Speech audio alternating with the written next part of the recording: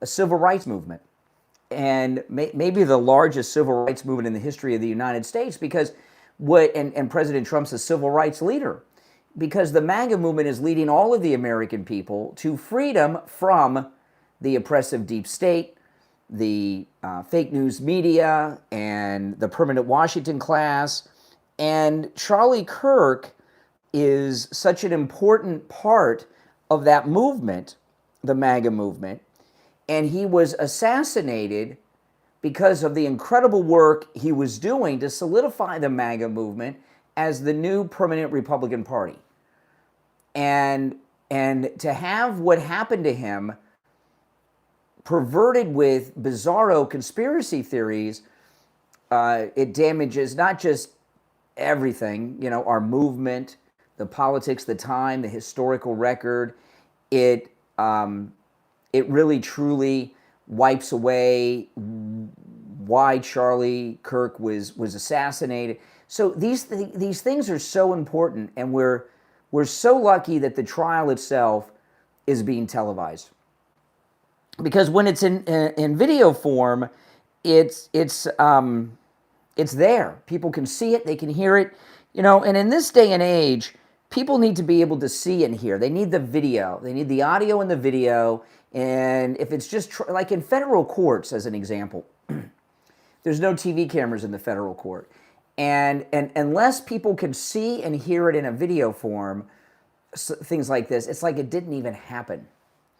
And if this were a federal trial instead of a state-level trial, and there were no cameras in the courtroom, Candace Owens and her nonsense would be continuing all day, every day, forever. And now we're going to have everything. And the evidence that's already being presented, I don't like to say his name. I'm going to go through an article today that goes through it, so I might say his name a couple times. I try not to. But the assassin, he had a bag of clothes to change clothes. They've got his fingerprints on the weapon. He left a note that his boyfriend found that said he was going to kill Charlie Kirk. He told multiple people that he killed Charlie Kirk. He even said he regretted killing. He wished he hadn't killed Charlie Kirk. All this stuff. So we've already, just today, we got like 4 or 5 times where he said he killed Charlie Kirk. And so this is very important. So I'd like to go through this article. This is in the Daily Mail. And what's going on now is not the trial. A lot of people call it, this is the preliminary hearing that's going on, right? The both sides are, that's how Erica Kirk's attorneys were able to interject today. This is about, in the preliminary, what evidence is going to be allowed and all of that. So that's what's being decided right now. This is not the trial. It's a preliminary hearing. And when the actual trial starts, and it's a more formal trial, that's when people around the country are really going to be really following that. I don't know if the mainstream media will carry the actual trial. They've got an excuse not to carry this because it's preliminary. When the actual trial happens, the mainstream media are not going to want to carry it because they don't want Charlie Kirk remembered in a sympathetic way, all right? Let's just be honest about it. That's what that's all about. Okay, but anyway, the preliminary hearing for Tyler Robinson, the Charlie Kirk assassin, heard bombshell testimony from the assassin's transgendered lover and roommate today. They were shown a video, which I may show a clip of it. The video was from a police interview of Lance Twiggs in April 26th this year by the police in Utah when he was grilled over the aftermath of Kirk's assassination at Utah Valley University on September 10th last year. In the footage, Twiggs said he first met Robinson in person in 23 when they moved in as roommates and they began dating roughly 2 months later. He recalled on the morning Kirk was assassinated, Robinson left early in the morning and claimed he had to work a long shift. He said he didn't hear from Robinson again until 11 p.m. that night when he told him to look under his keyboard to find a handwritten note that read, "I had the opportunity to take out Charlie Kirk and I'm going to take it," according to court filings. See, again, this preliminary hearing and much of what we're seeing is the judge deciding what evidence is going to be allowed for the jury. Twiggs, that's the boyfriend, recalled Robinson returning to their home by the next morning and said he was pacing around the home while avoiding questions about Kirk's assassination. Twiggs claimed Robinson eventually admitted to the assassination, began crying, and told Twiggs he wished he hadn't done it. So there he is. He confessed. Robinson said he was going to go to his parents to turn himself in. Twiggs was vaulted into national infamy after prosecutors alleged that Robinson left him the confession as well as text about plans to hide the murder weapon. Authorities say Twiggs quickly cooperated with investigators and offered his DNA for testing, which was allegedly found alongside Robinson's DNA on a towel wrapped around the rifle. So I guess he took a dirty towel. Twiggs also provided messages Robinson had texted in which the suspected murderer said he believed Kirk spread too much hate. In his police interview shown at Thursday's hearing today, Twiggs said he was not especially interested in politics and said he and Robinson never previously discussed Charlie Kirk before the shooting. And that's something. He said Robinson would occasionally rant about Donald Trump and Republicans, but said the extent of their discussions about LGBTQ rights was about legislation the president was pushing. When asked about engravings found on bullets at the shooting scene, Twiggs said Robinson had told him he was going on a hunting trip and asked for an engraving tool for the expedition. Twiggs said Robinson had talked about the hunting trip in general for months, then about a month before the shooting started talking about engraving bullets. Investigators have claimed to have found bullet casings engraved with political messages in the gun, including one that read, "Hey fascist, catch." Prosecutors pushed to release Twiggs' police interview video as they allege Robinson assassinated Kirk because he was upset over the influencer's conservative political views. Twiggs was granted limited immunity in the case, meaning the statements he made to investigators cannot be used against him by prosecutors. And they got all the text messages and everything. Poor Erica Kirk sitting through all this. She's going to have a long year ahead of her. After Twiggs' video statement to the police was played, prosecutors presented text messages allegedly sent between Robinson and Twiggs after Kirk was killed. The first message shows Robinson telling Twiggs to drop what you're doing, look under my keyboard. Twiggs replied, "What? You're joking, right? You weren't the one who did it, right?" To which Robinson allegedly replied, "I am. I'm sorry." So he confessed another confession that he gave. Robinson's message continued. "I had planned to grab my rifle from my drop point shortly after, but most of that side of town got locked down. It's quiet, almost enough to get, but there's one vehicle lingering." Robinson allegedly then discussed trying to get rid of the rifle used to shoot Kirk, writing, "If I'm able to grab my rifle unseen, I will have left no evidence." See, I mean, it's just nonstop confessions. Plus, they've got the evidence, too, that they collected. Going to attempt to retrieve it again. Hopefully, they haven't moved on. I haven't seen anything in the news about them finding it. We'll update you by midnight. Twiggs then asked Robinson how long he'd been planning the shooting, to which he replied, "A bit over a week." Authorities said Twiggs quickly cooperated with investigators and offered his DNA for testing. And this week, prosecutors said both Twiggs and Robinson's DNA were found on a towel wrapped around the murder weapon. In the alleged confession note, which Twiggs confirmed finding in his interview with police, Robinson referred to him by his chosen name, Luna, instead of Lance. All right, these are weird guys. I mean, you know. If you were reading this per my text, then I am so sorry. I left the house this morning on a mission and set an auto text, the note read, per court filings. I am likely dead or facing a lengthy prison sentence. I had the opportunity to take out Charlie Kirk, and I took it. I don't know if I will or have succeeded, but I had hoped to make it home to you. I wish we could have lived in a world where this did not feel necessary. See, so more confessions. I mean, this guy confessed to his boyfriend, I don't know, I've lost track, at least half a dozen times. I wish I could have stayed for you and lived our lives together.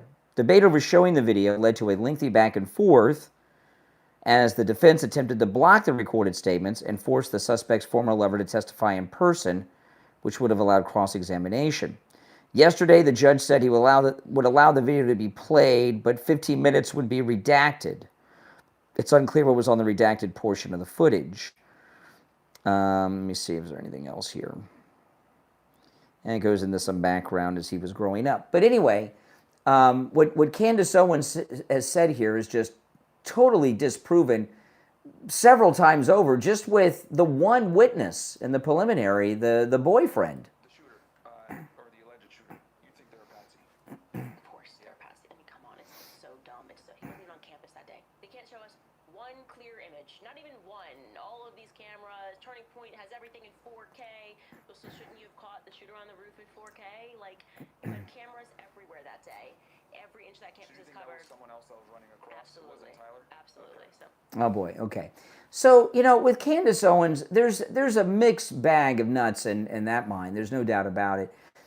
Some of the reasons she does this, obviously, there's a lot of jealousy, okay? She's jealous of Erica Kirk. She would like to be the grieving widow. And she also, I think, feels owed.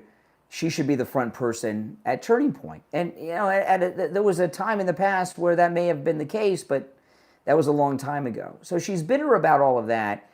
And she's also a clout chaser, right? I mean, so, she's always chasing views and clicks and views and everything else on every topic you can imagine, and taking bizarre positions on everything. I'm not going to go through it at all. But there's an audience for the garbage that she spews, sadly. And when she goes on these rants of just making things up, people believe it. And a lot of people believe it because they're sick and twisted, but a lot of people believe it just because they want to. I will take some calls, but try to be respectful with what we're talking about. If you'd like to call in, the number's toll-free 888-465-2631, and it's pinned in the live chat as well. Here's a little bit from the preliminary hearing today in Utah.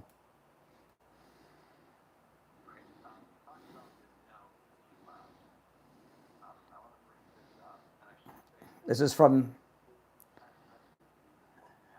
today's hearing.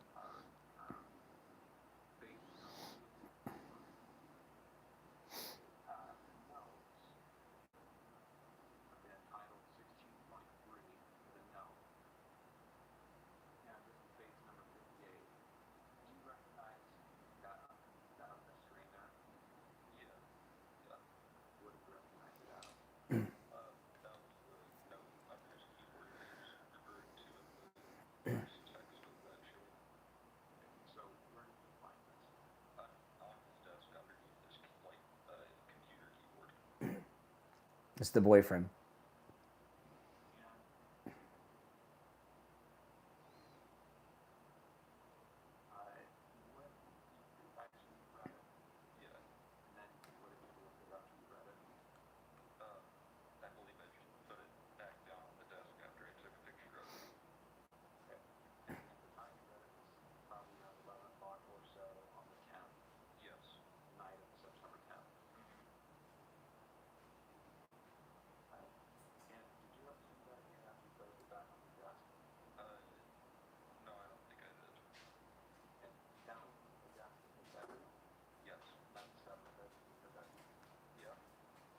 Okay, so his lover's testifying against him. I mean, and it's damning.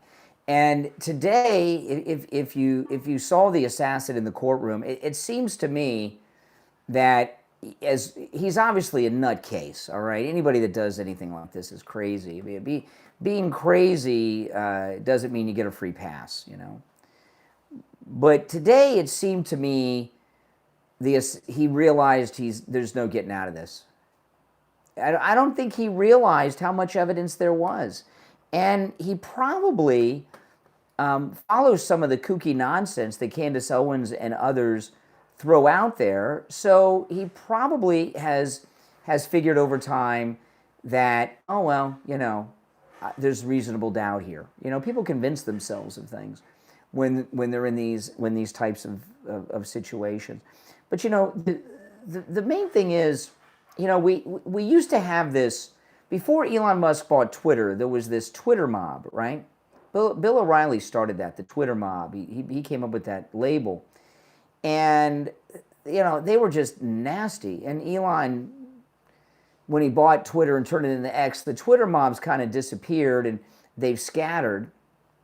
A lot of them, I guess, went to Blue Sky, whatever goes on over there. But a lot of them are in chat rooms on podcasts like Candace Owens, and they just feed off of this stuff. And they have a lot of hatred towards Charlie Kirk, which I don't really understand, especially everything that he's gone through, which means, he lost his life, a young guy who lost his life, and they just say terrible things and want to believe terrible things. So a lot of this is that old Twitter mob type mentality that is in these podcast chat rooms. And, Candace Owens gets so many millions of views. She gets a lot of views because obviously she's one of the most famous women in the world. But I think most people tune in because she's nuts. And because she's so crazy, people tune in to hear how far things are going to go with her, right? And that's a lot of what we see. All right, now if you'd like to call in, you're certainly welcome. I got a lot of other topics I'm going to cover on the program today. You're certainly welcome to call in about anything I bring up.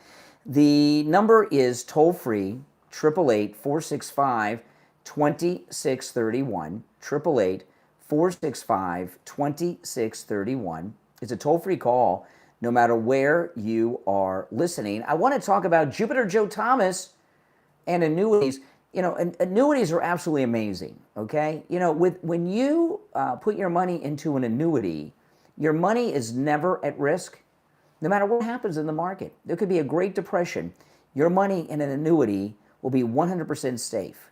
And you're guaranteed a check each and every month for the rest of your life. With an annuity, you're in effect giving yourself a pension. You're creating an income stream, and that money gets deposited into your bank account every month for the rest of your life on that same day every month. It's amazing, and it's great, and it's a great way to increase your monthly income, have a revenue stream, and get involved in financial planning and in financial investment in a no-risk way. There's no risk with an annuity. Call Jupiter Joe Thomas, schedule your no-charge consultation, and you could take advantage of the no-charge consultation no matter where you are located. All right. Now, if you're local here in Florida and you want to meet with him in his office in person in Jupiter, please do that. But if you can't make it to Jupiter, that's okay. You can take advantage of the no-charge consultation over the phone or through Zoom or a video call on another platform. It doesn't matter. Give Joe Thomas a call, 561-743-0999. 561-743-0999.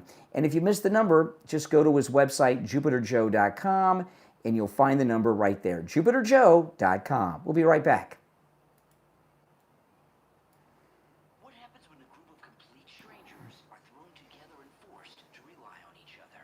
Find out in the new book from author Helen MacArthur, Super Route 7, Ride or Die. Available on Amazon. This darkly funny novel takes readers on a journey filled with unforgettable characters, unexpected twists, unlikely friendships, and the kind of secrets people spend their lives trying to hide. Written by veteran journalist and magazine writer Helen MacArthur. Super Route 7 blends humor, heartbreak, suspense, and sharp observations about the choices we make and the baggage we carry with us. If you enjoy character-driven stories with wit, mystery, and plenty of surprises along the way, Super Route 7 is a ride you'll want to take. Super Route 7, Ride or Die, from author Helen MacArthur, is available right now on Amazon and free with Kindle Unlimited. Get on board and order your copy right now.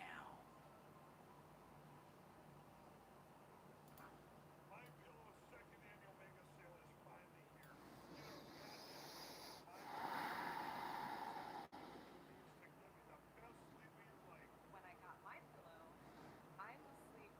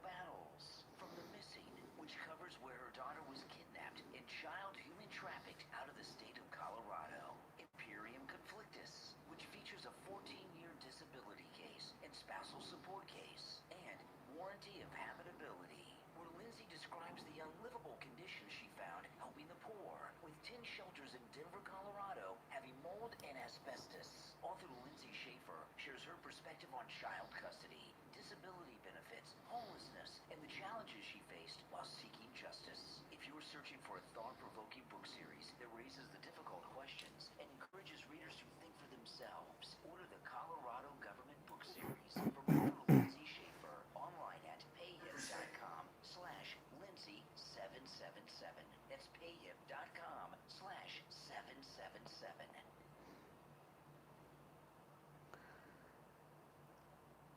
All right, welcome back, everyone. My name is Brian, and this, of course, is the Brian Craig Show, available wherever you get podcasts. And if you want to catch the show live in video form, that's on YouTube. Just search for the Brian Craig Show wherever you get your podcast. Okay, so there was an ICE-involved shooting that is getting all kinds of publicity, very one-sided.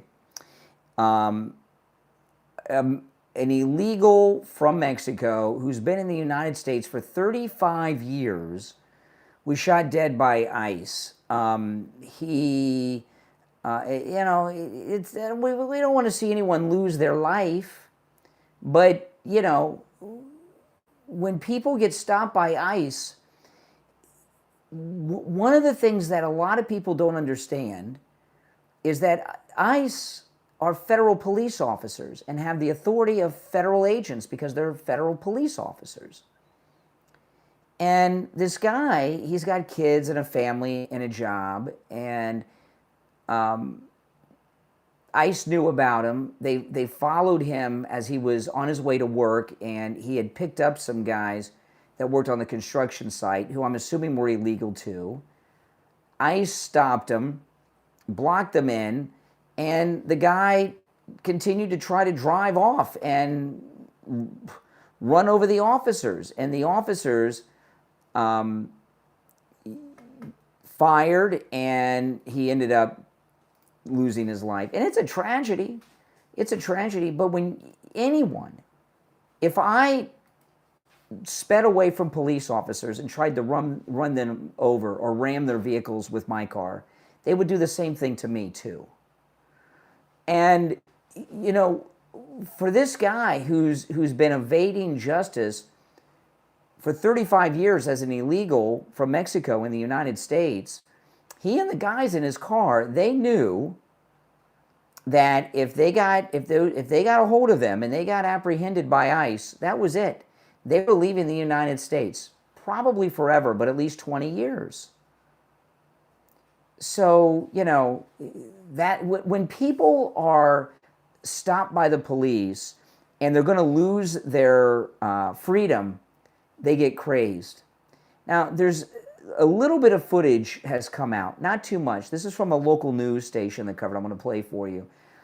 The ICE agents do have body cams. Those have not been released to the public yet. I'm hoping they will be soon, because this case is starting to get bigger and bigger. His family, they were on TV crying today. But this video came out from the local news.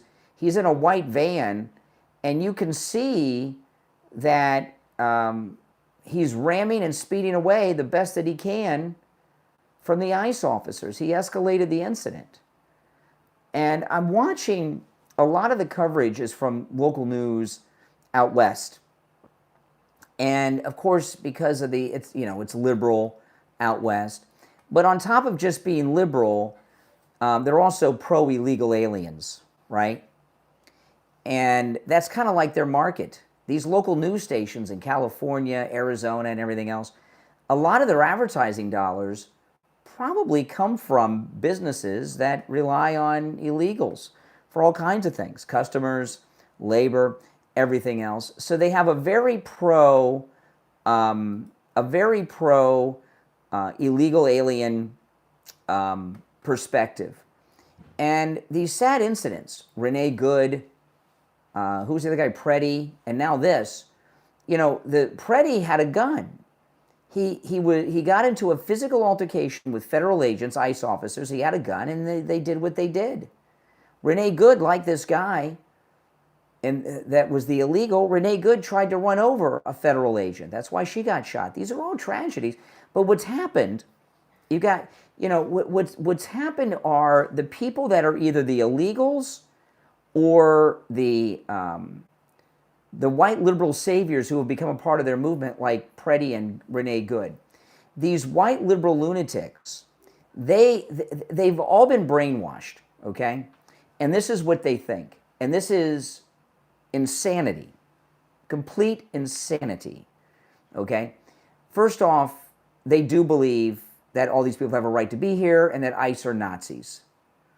They believe that ICE are racist, even though a bunch of them, in fact, it seems most of them, in a lot of these instances, are Spanish-speaking Hispanics, these ICE agents. And the Renee Good and her girlfriend, and Preddy, who got killed, the reason that they're in the front fighting the officers is because they're so brainwashed in their liberalism, they think that because they're white, the officers they can do whatever they want. They believe they have white privilege, according to the ICE officers, and they can resist, they can fight back, they can do all this stuff, and they'll be safe. Well, they found out that everybody that resists federal agents, that you can get shot and killed. The coverage I'm watching from the local news stations in California, I think with this recent ICE shooting, some of the things they say, well, he's been here for 35 years and he has American children who were born in this country, as if that allows him to be here. There's a sense in their mind, and it's the brainwashing from the left. Excuse me, guys. It's the brainwashing from the left that makes them feel as if that they have a right to be here when they don't. This is the local news covering the incident. You can see making the U-turn. There it is right there. The white van makes the U-turn, as you're going to see the unmarked car here in black trying to force. See, he knows they're federal agents. They're trying to block him in. He knows what's going on, and he's evading in the vehicle. Over. You can see Salgado here making a U-turn. There it is right there. The white van makes the U-turn, as you're going to see the unmarked car here in black trying to force the car going the opposite direction. Now this is right before Salgado is ultimately shot. You're going to see the SUV pull over. Here's a closer look in front of the van. After the truck passes by, Salgado makes the U-turn. He reverses for a moment. He heads west, him over. Yeah. So it's and they like to say, well, he's not armed. I've got news for you. A van like Renee Good's SUV, these are very powerful and deadly weapons. People can be killed with a car. It happens all the time. A car is a deadly weapon if you use it as a deadly weapon. So when you're ramming police cars or attempting or threatening to run over federal agents, you're threatening them with a deadly weapon, your van, your SUV, your car. Now, this isn't new with the illegals. I've seen many times over the years where local police have been in incidents and somebody would come at them at a car, they would shoot them, and they would say, well, they were unarmed. No, they had a car. A car is a deadly weapon if you use it as that. Now, a lot of the migrants, the illegals that are here, I mean, I'm not a heartless guy. I understand where some of them are coming from, but, it's like President Trump says, if you don't have a border, you don't have a country. Why do I need a passport? We take our MAGA cruise every year. We stop off in these Caribbean islands and have a great time. I can't get on the ship without a passport. Why? Why do I need documents to go to Aruba for the afternoon? Right? Why? Because it's another country. And no one questions that. It's just the way it is. But the illegals have convinced themselves that they have a manifest destiny, that they're entitled. There used to be a group, I don't know if they're still active because I haven't heard about them anymore, but do any of you remember La Raza? They were the big illegal activist organization back in the 80s and 90s. And they were kind of like the 1619 Project. They got involved in the education system. And what they were teaching kids in California, Arizona, Nevada, New Mexico, places like that. And what they were convincing the illegals is that the entire Southwest United States, California, Texas, all those areas, Arizona, Nevada, is U.S. occupied Mexican territory. That it is their land and they're entitled to be there. Can you imagine? Can you imagine? And they would actually distribute maps of North America that would show that area, California, Texas, the whole Southwest, as Mexico. It was insane, and they would distribute these maps and convince people to do it. Listen, I saw this on X today.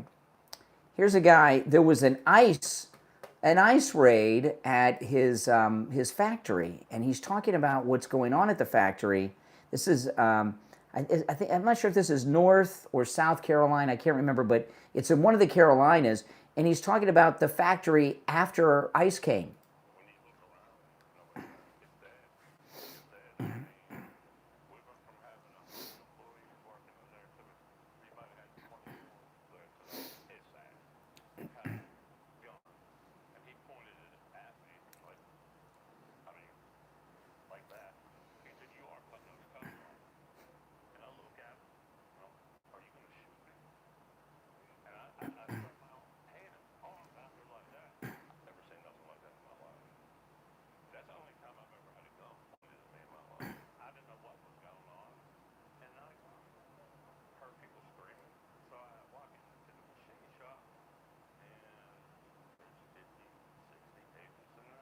Okay, so just based on the accent, I'm going to guess that he's South Carolina. Does that sound like a South Carolina accent to you?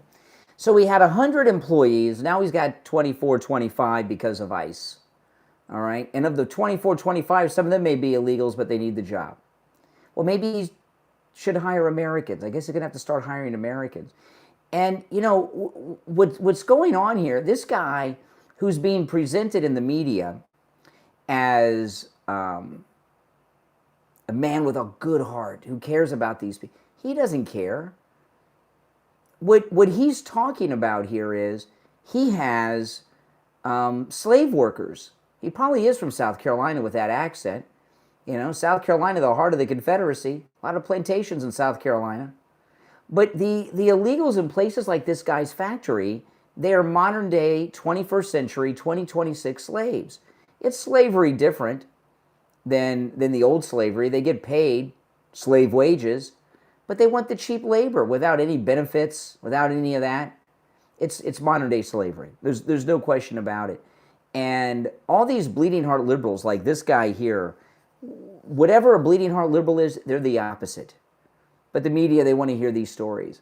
So think about that. That's 75 jobs created by President Trump by just that one raid right there. Yeah, exactly. All right, now listen, I'm going to take a quick break. When we get back, there's a lot more to cover, so don't go anywhere, guys. My name's Brian. This is The Brian Craig Show, available wherever you get podcasts. We'll be right back. What if the greatest threat to a kingdom wasn't an invading army, but the loss of memory itself? From author Fakri Bey comes the new epic fantasy, The Vayrith Cycle, the crown that forgot its king. Available on Amazon. In a kingdom where every crown holds power, and every name shapes reality. A royal tax collector arrives in a quiet village where everyone knows they have a king, but no one can remember his name. As memories disappear, ancient forces awaken, and a mysterious creature begins consuming not people, but crowns themselves. One disgraced nobleman must uncover a secret buried for centuries before the very idea of kingship vanishes forever.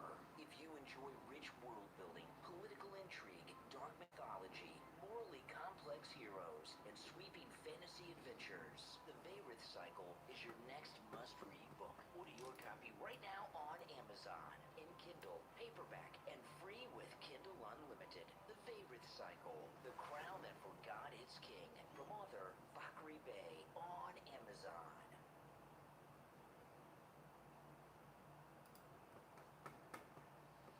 Are you looking for jewelry that's as unique as you are? Then check out Kita Luxury on Etsy, where every piece is handcrafted with passion, artistry, and the natural beauty of genuine crystals and gemstones, inspired by a love for one-of-a-kind bohemian designs. Kita Luxury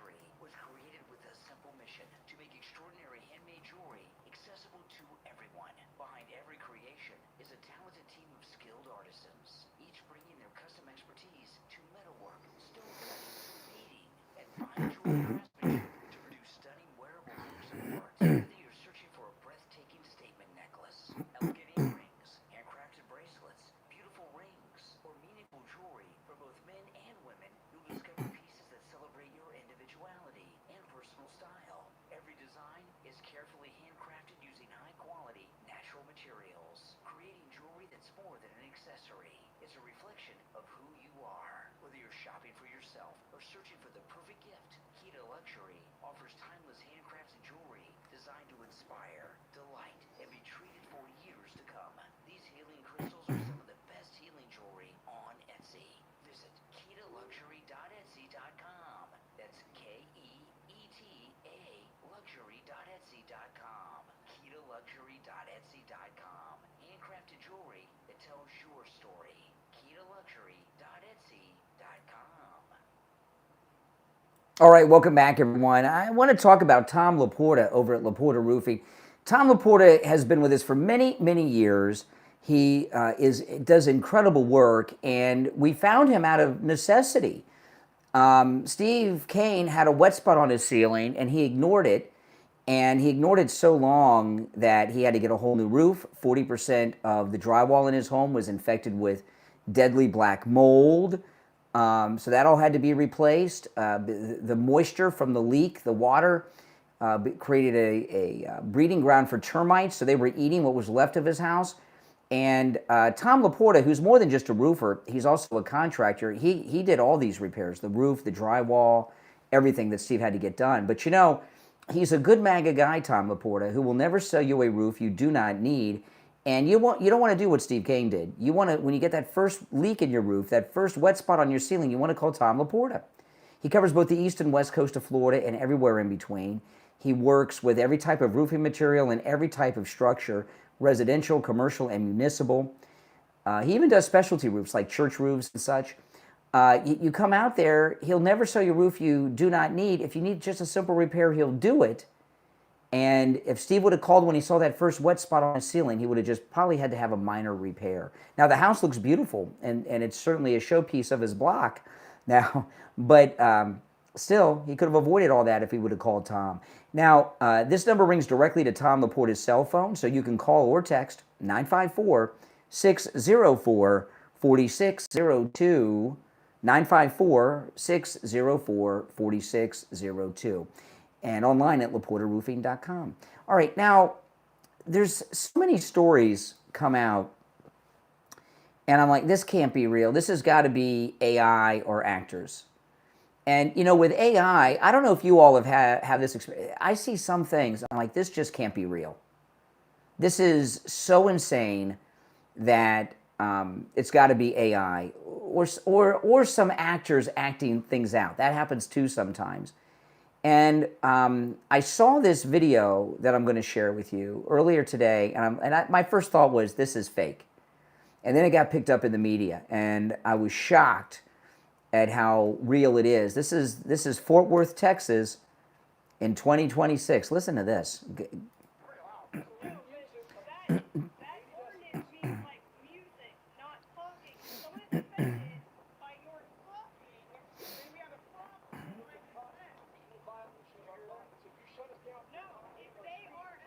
So what's happened here is there's a Christian man. He's on the street saying Christian things. Someone called the police, and she's saying because he's offending people that he can be removed.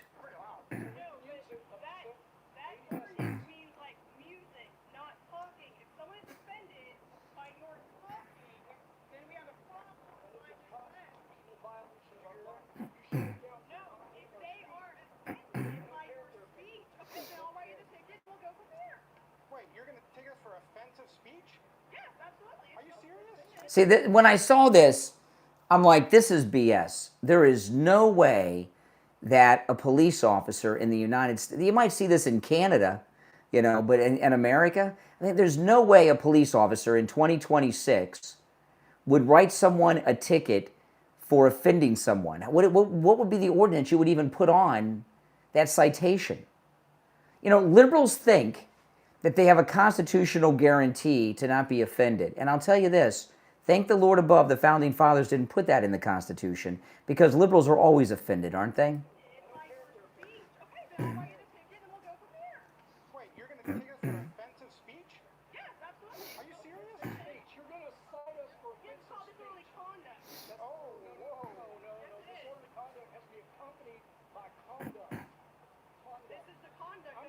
Oh my. For him, 26 years federal law enforcement. So it's federal. So this has nothing to do with local. Wow. It has nothing to do with local. Do whatever y'all need think that you can do. And I'll tell you another thing here. Look at this woman, this lady police officer. She has zero respect for retired law enforcement. There's not even like any connection or bond with her and this guy, 26-year federal agent. Whatever we think. Wow. If y'all know the laws so well, I'm not gonna let y'all. So I just want to clarify. If anything is said that's offensive, you're going to write the ticket? If someone complains that your language or what you're saying is offensive, That's crazy. You know, I remember there was a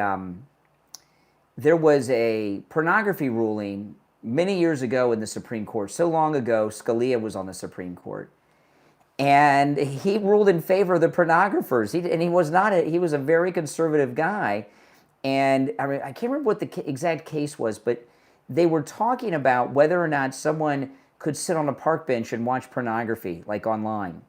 And Scalia said they could. It's free expression, free speech, freedom, and everything else.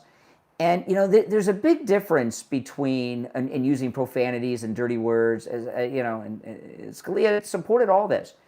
And there's such a difference between conservatives and liberals when it comes to most everything. But when it comes to our constitutional liberties, and conservatives will support your constitutional right to do whatever stupid thing you're doing, no matter how much we disapprove of it or how much it offends us or is disgusting, or you don't want your kids' eyes to see it or ears to hear it. But we'll support it because the liberals, on the other hand, it might have been a Larry Flint case. Yeah, it could have been the Larry Flint case. It's been a long time. But liberals, if they don't like what you're doing, what you're saying or what you're thinking, that's it. And, you know, with this lady police officer, as outrageous as this is, she was an average police officer in 2020, wasn't she? I couldn't believe right here in Florida, in a liberal county, but right here in Florida, during the shutdowns, the local sheriff in Hillsborough County, which is where Tampa, Florida is located, which is on the Gulf of America coast, arrested a pastor because he was preaching in his church. Remember that? He sent out the deputies.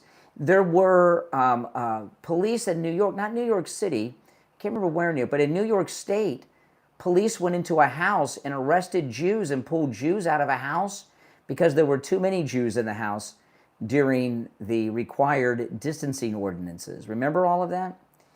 And, you know, what I remember most about that period, and all of us have different memories and focus on different things, but what was so frightening to me in 2020 was how out of control local governments and local police forces got. I remember in California, and I showed this on the podcast, this particular, all these things I'm talking about, I talked about on the program here. I remember there was, and I saw this happen in Florida. In Florida, in Fort Lauderdale, which is a Democrat town in Florida, the mayor was walking around with a local